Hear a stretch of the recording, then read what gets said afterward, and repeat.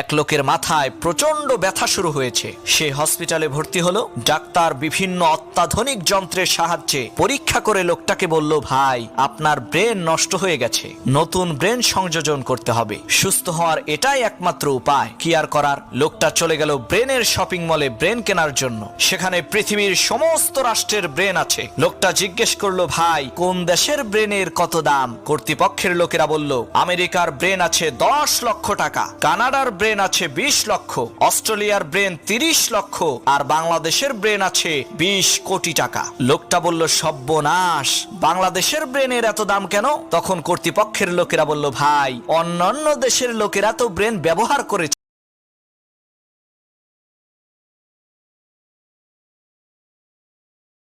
এবারে ইনটেক, যার কারণে এর কার্যক্ষমতা পরিপূর্ণ ঠিক আছে, তাই জিনিস যেটা ভালো দাম তার একটু বেশি।